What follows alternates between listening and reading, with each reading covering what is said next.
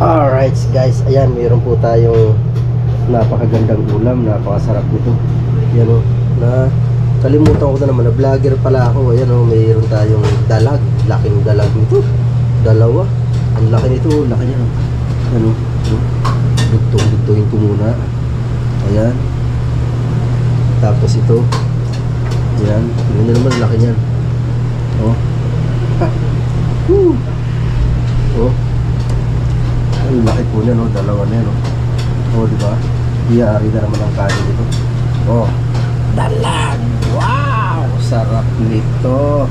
Hey! Aray ko! Iyari na naman ang kanin nito. Lilinisin ko lang po ito kasi hindi masyadong nalinis ka. Doon ko ng kaliskis. Alright, yes baby. Yan mga kawedo, isang magandang umaga po sa inyo lahat dyan. Mega love shoutout sa inyo lahat. Yan. Nagdala kasi yung anak ko, umuwi siya, si Jomar, sa Bacoor kahapon yun. Dala-dala niya to, muna to, dalag na to, yan, diba? Luluto ko siya, gata, pinakamasarap na luto dyan, gata, diba dong? No, gata, ilista mo pangalan mo mamaya, baka makalimutan mo.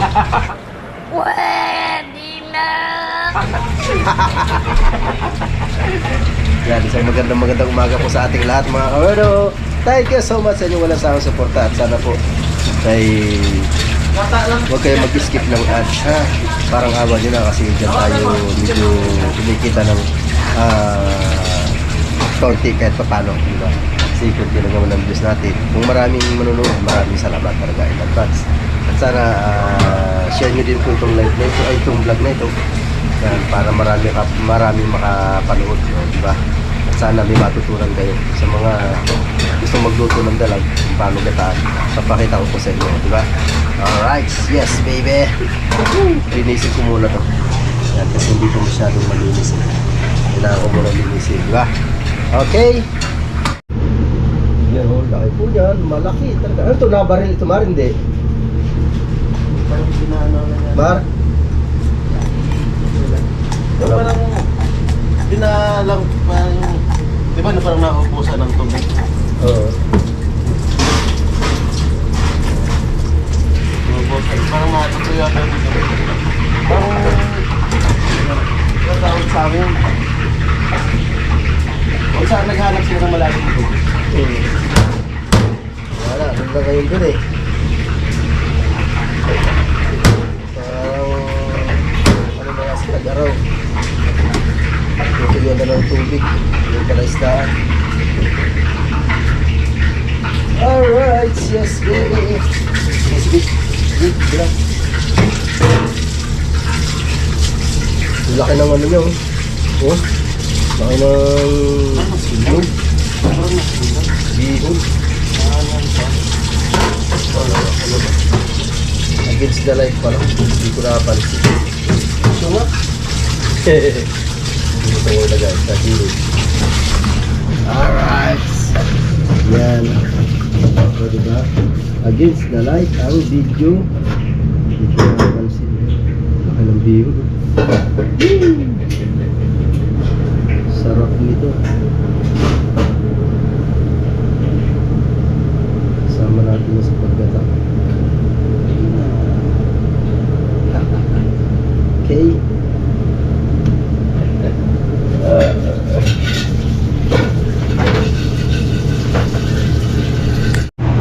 Yan o. Yan mga kawerdo. Yun, kayo. Ito po ang isang paraan ng pagluluto ng ginataan ng dalag. Ayan po. Yung gagawin po natin para tipid tayo sa oras, ipaksiw po muna natin yung ating dalag. Diba mga kawerdo? Paksiw muna. Paksiw muna natin para tipid tayo sa oras dyan. Sa ganyan na style ng pagluluto mga kawerdo. Salamat sa nag-take over ng ating pagka-camera. Kailangan lagi ito may kamera. Kaya nga eh, talaga naman, guwapo mo talaga. Kasi pag wala kang kamera, wala kang ano, Hindi maganda, hindi maganda ang ano. No, hindi kagandahan ano. So, lagyan po natin ng suka. Kasi paksiw nga mo na, paksiw. Ops. Yan, mga kawerdo. palong. Ha? Sige, okay lang yan. Meron yan, tuloy-tuloy yan. Ito lang. Pero hindi makita na siya. Pwede mo yan, para kung gusto mo makita, ganun mo lang. Iyo? Iyo, no? Ang liwanag. Ayan, mga kawerdo, paksin po muna natin siya. Habang pinapaksin natin siya, tayo naman ay magpipiga ng nyog. Oh, diba? Let's go. Let's go! Alright! Ito mga kawerdo. Yan ang nyug na pipigay. Dalawang nyug po yan. Tamang-tama na yan dyan sa amin yan. Kasi luto na rin naman yan eh. Kaya ako pinaksil para medyo hindi masyadong magastos sa nyug. Diba? Ang laki kasi niyan, 2 piraso. Ang laki niyan. Kalaki-laki. Kaya pinaksil ko muna. Diba? Kasi 2 nyug lang ang available natin eh. Alright! Yes, baby! Let's go. Ayaw na mamatay. Alright guys, mga kawerdo, ayan na. Woo! Ayan na po ang ating dalag na ginataan. Hindi pala, paksiw pa lang pala. Hindi pa nagagataan kasi wala pa yung gata. Alright, yan mga kawerdo. Pagkaubos ko ng ano yan, pagka tuyo-tuyo ang ating dalag yung gataan.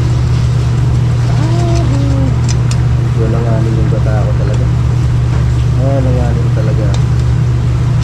Pero sa tingin ko naman bastante na. Gagawa natin ang paraan para maging bastante siya. Ito na rin naman siya.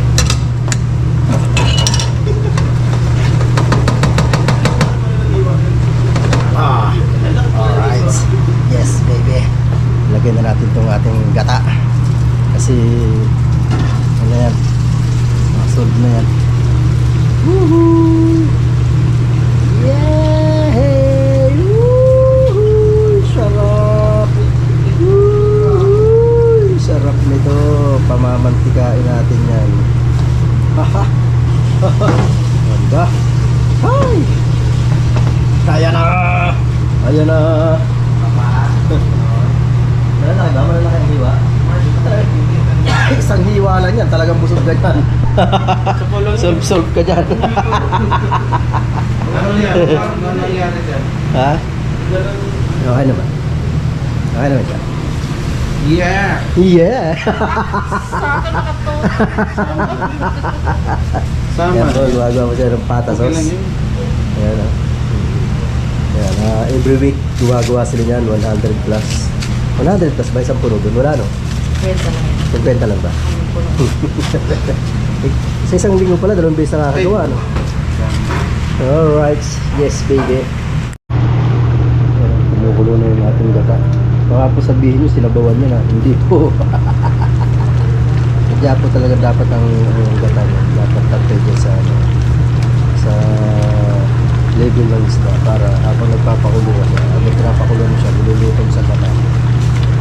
Niluluto mo sa ay pinapaano mo yung gata. Diba? Ang gulo ko magpaliwanag ah. Habang niluluto mo siya, lumalapot yung gata. Kaunti yun lang, kaunti yan. Habang kumukulo, natutuyo lang natutuyo yan. Habang natutuyo yan, lumalapot po yung gata na yan. Talagang magmamantika yan. Kaya po ganyan talaga karami sa ganyan. Kasi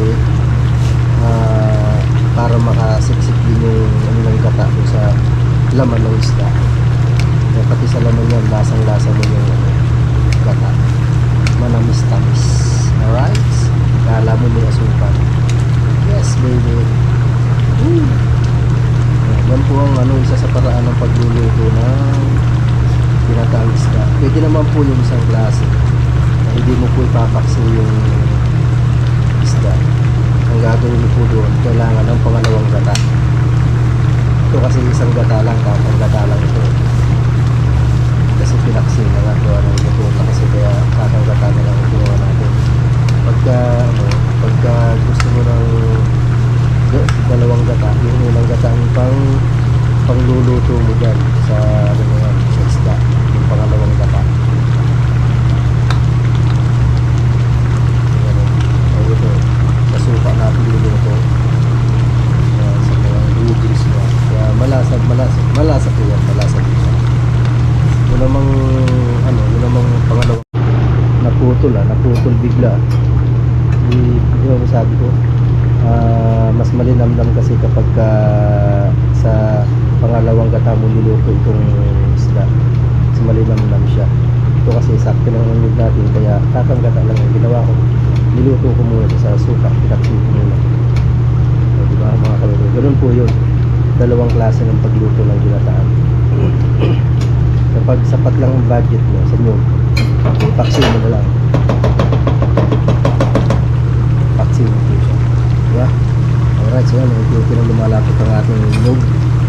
Ngayon ang ating gata pa lang, unti-unti na siya lumalapit. Yan. Sarap ito. Yari na naman ang kanin ito. Manamit, mga kawalo. Manamit talaga ito. Manamit. Yes, baby. Yan na. Lalagyan natin ng penchay. Bumuluan ako ng penchay. Lagyan din natin siya ng penchay. Yes. Malapit na inaanda natin yung kanyang apoy.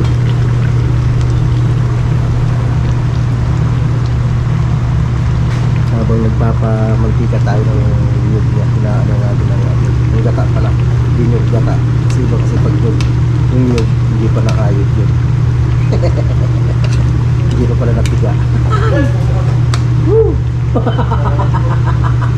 Anyari, what happened?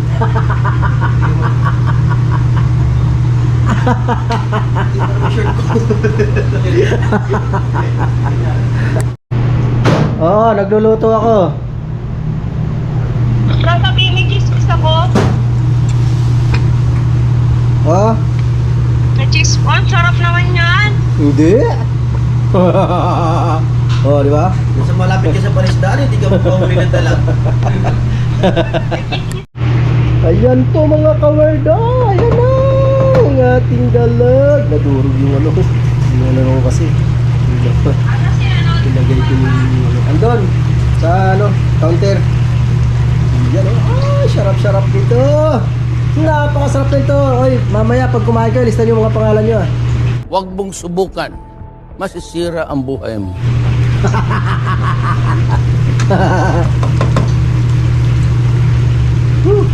Yan. Paluto na po siya.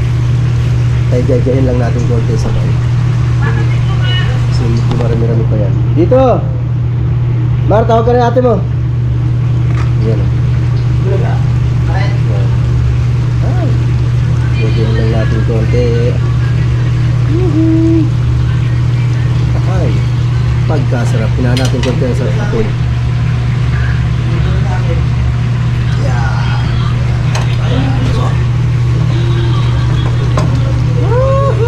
Sarap. Yan o, higa na po yung kanyang ganyan yung kanyang sabaw, diba? Kung luto yan sa gata.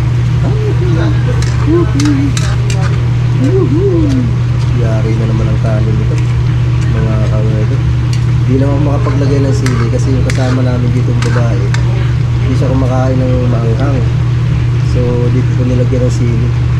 Mamaya na lang, ngunguyayin ko na lang ang sili. Sariwa. Alright, yun.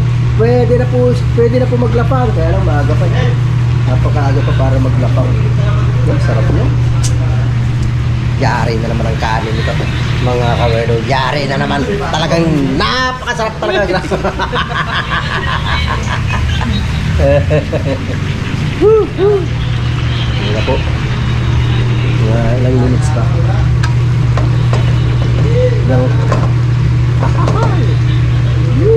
Sarap yan. Bibigyan ko si Mrs. Dadala ko si Mrs. sa bahay kasi gusto niya rin yan eh. Ang ginataan talag. Sarap-sarap naman yan. Talaga naman. Makalimutan mo doon ang pangalan mo doon. Pwede na. Di ko nga alam malagyan ng sili. Isa kasi dyan, di nakakaya ng sili. Naligo ka doon?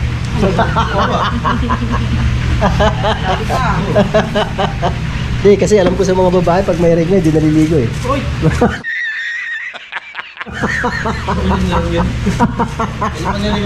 Hindi ako kahit nanirerekta ako naliligo talaga ako. Hindi ako talaga naliligo. Ako Napakainit din sa katawan. Tsaka langsa nun. Ay, grabe naman. Diba? Ano? Ano? My goodness. Ayan guys, naparami yata ang kuha ko ng kanin nang dahil dito sa dalag na to. Nako, sira na naman ang diet nito. My goodness, ayan. Yan tayo po ay kakain na mga kawado. Ayan ang aking ulam. At syempre ito yung gulay na tira ko kahapon. Na ginataang papaya, puro gata. Ayan o, tsaka ginataang dalag. Ayan, tayo po ay kakain na. Ayan o, ayan, naparami ang kanin ko Delikado to. So, ayan, dahil po tayo ay kakain na. Ano natin yan dyan. Let's eat mga kawado.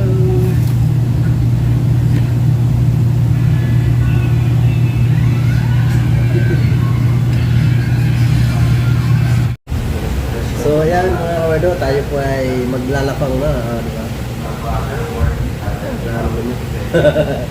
Ay, kaya na kayo. Aba, ano? Hindi kayo nakain? Wala kayo.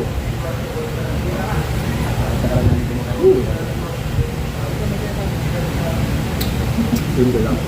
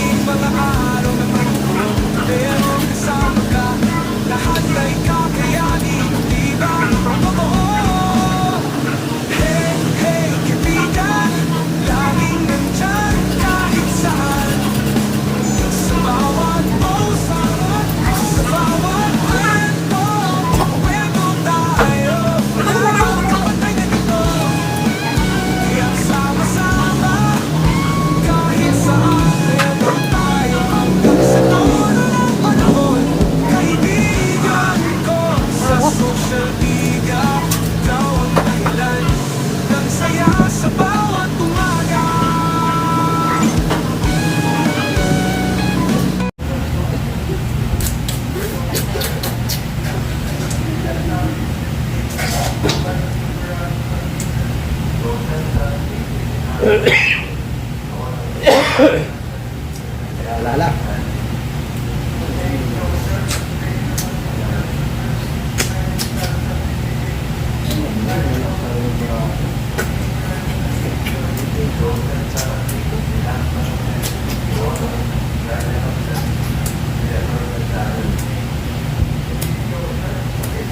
Sarap. Larger ka sarap.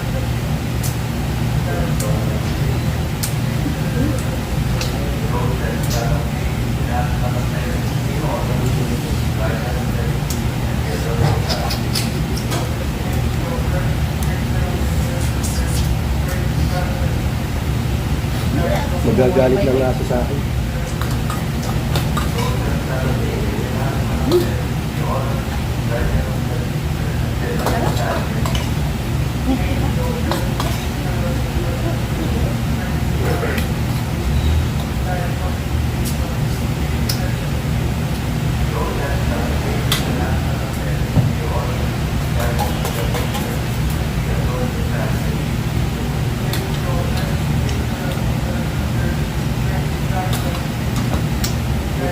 Yan, ang na.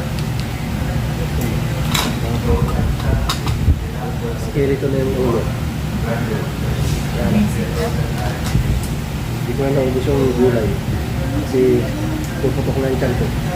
Loaded na talaga.